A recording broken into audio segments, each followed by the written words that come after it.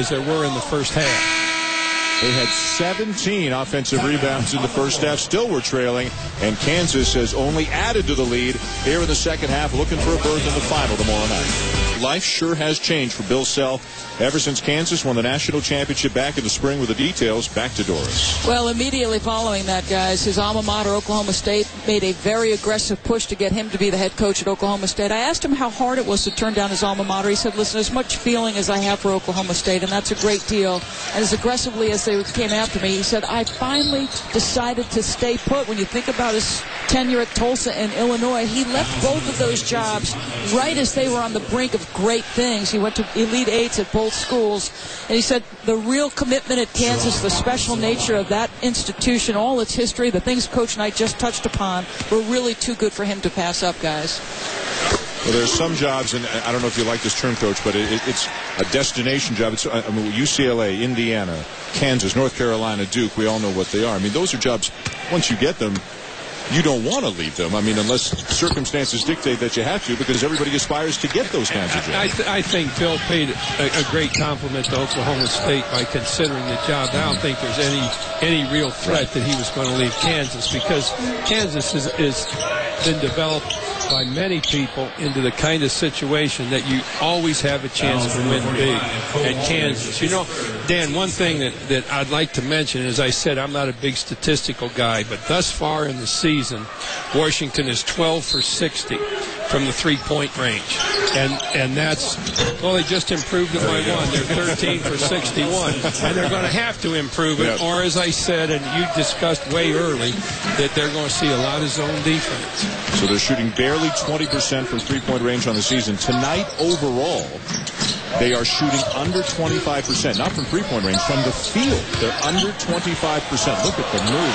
What a move by Cole Aldrich. Now, he made a fake to his left shoulder and then came back to his right shoulder for the bucket about as quick as any big kid could. I wonder, as there's another three for Turner, I wonder if Cole Aldrich, with that move, spent some time with one of your dear friends who, unfortunately, we lost a couple of weeks ago, and Pete Newell. That looks like something he might have worked on a big man. That's exactly what Pete would work on. That's one of the many things that he was so great at teaching, was the footwork for big kids. And we'll get a chance to have a replay on that one, and we'll just show what a big man can do with a little fake.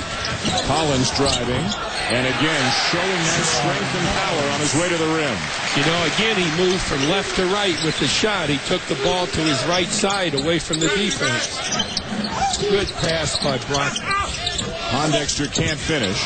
Brockman's got 17 rebounds tonight, but he hasn't been able to get involved in the scoring very often. Just 7 points, not getting a lot of touches down on the block, and that's another thing you have to talk about Aldrich about. He's defending him well. Well, they're doing a good job inside, but I don't think Washington is doing a very good job looking inside for Brockman either, because even if he can't shoot the ball inside, they're going to collapse, and this opens up some things for the rest of them.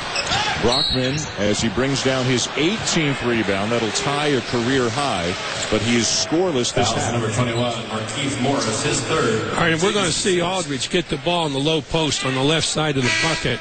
And watch how, as soon as he gets it, he makes a quick move to his left shoulder, here, right there, and then back to his right shoulder and scores. That is as quick as a kid can move in the post, and particularly a kid of that size.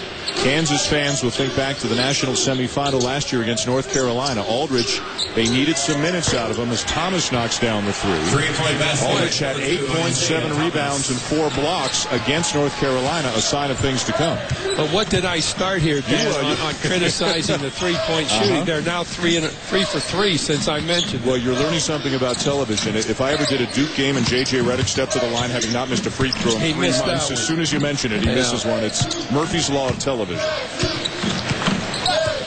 5 to go. We got to get rid of Murphy and bring in a Scotchman. Get rid of those Irishmen and bring in a Scotchman. Collins lucky to get away with the ball. 3 on the shot clock. Reed. kept alive by Morris, and a fresh 35, a chance for Kansas to wind down the clock a little more. You're exactly right. What a great point that is that you've made there, because when you get into the last 5 minutes of a game, you're just hoping that things happen that allow you to eat up seconds so you can get the game over with, whether you've got a substantial lead like Kansas has or whether it's a close game. As long as you've got the lead, you want to run seconds off the clock. There's some lessons being